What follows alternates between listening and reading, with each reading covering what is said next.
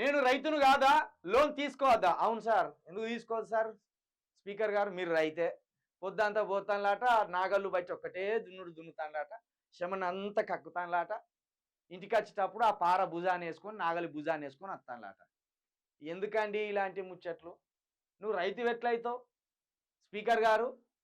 మీరు రైతు ఎట్లయితావు? అంటే ఇప్పుడు సేమ్ కేసీఆర్ చెప్పినట్టేనే ముచ్చట, నేను కూడా రైతునే అని కేసీఆర్ చెప్పిండు ఆ టైంలో. ఇక దానికి కొంతమంది ఆయన అంటే ఇష్టపడ్డోళ్ళు, అవును భూమి ఉన్నది ఆయనకు, రైతు ఎట్లా కాదని. దున్నెట్టోందే భూమి, వ్యవసాయం చేసేటోడు మాత్రమే రైతు. అసెంబ్లీలో కూర్చుంటావు, స్పీకర్గా ఉంటావు, రైతు అవుతావా?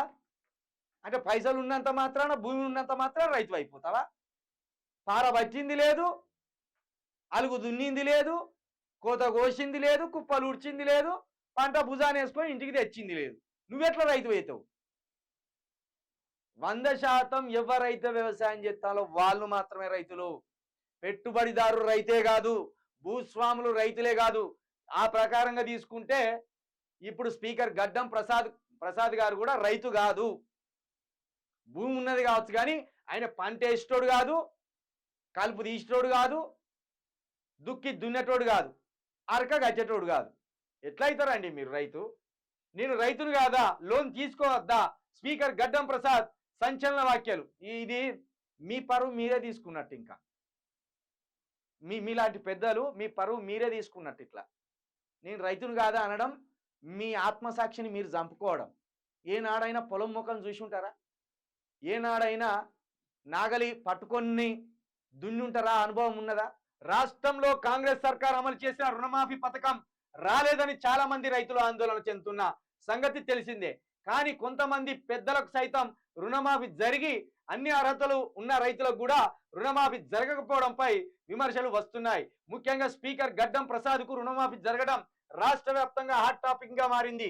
గడ్డం ప్రసాద్ కు 1,50,000 రూపాయల రుణమాఫీ జరిగిందని వార్తలు వచ్చాయి. ఇదే విషయంపై జర్నలిస్ట్ ఆయనకు ఫోన్ చేస్తే ఏమన్నాడో మరి దొర, ఫోన్ చేస్తే మరి నేను రైతును కాదా అన్నాడు. ఇక అంతే. దీంతో ఆయన మాట్లాడుతూ నాకు రుణమాఫీ అవ్వొద్దా, నేను రైతును కాదా అంటూ తిరిగి ప్రశ్నించారు. నాకు రుణమాఫీ అయితే తప్పేంటి అంటూ ఆగ్రహం వ్యక్తం చేశారు. స్పీకర్ ఆడియో నెట్టింట వైరల్ అవ్వడంతో ప్రభుత్వం తీరుపై రైతులు ఆగ్రహం వ్యక్తం చేస్తున్నారు. లక్షల్లో జీతాలు తీసుకుంటూ కోట్ల ఆస్తులున్న ప్రభుత్వ పెద్దలకు ఎలా రుణమాఫీ చేశారని ప్రశ్నిస్తున్నారు. మరొక వైపు చిన్న చిన్న ఉద్యోగాలు చేసుకుంటూ బతుకుతున్న తమకు రుణమాఫీ ఇవ్వకుండా లక్షల జీతం తీసుకునే స్పీకర్ కు ఎలా రుణమాఫీ చేశారని ప్రభుత్వ ఉద్యోగులు ఆగ్రహం వ్యక్తం చేస్తున్నారు. ఇక్కడ స్పీకర్ గారికి పడ్డ 1,50,000 రూపాయల రుణమాఫీ ఏదైతే ఉన్నదో 15 మంది రైతులకు రైతు బంధు పడుతుంది. అంటే 15 మంది రైతులకు చెందవలసిన డబ్బులను ఒక్క నాయకుడి ఖాతాలో ఈ రాష్ట్ర ప్రభుత్వం వేసింది. కేసీఆర్ గారు కూడా గిదే చేసింది. ఉన్నోళ్ళకే దోషపెట్టింది, లేనోళ్లకు అరచేతుల తీర్థం పోసి మోసేతో తాగిచ్చిండు. ఉన్నోనికేమో వెండిపల్లెంలో పంచభక్ష పరిమాణాలతోటి వడ్డిచ్చిండు. సేమ్ ఈ కాంగ్రెస్ ప్రభుత్వం కూడా ఉన్నోళ్లకు పంచభక్ష పరిమాణాలతో, ఇంకా ఇది వెండిపల్లెంలో కాదు, ఇది బంగారుపల్లెంలో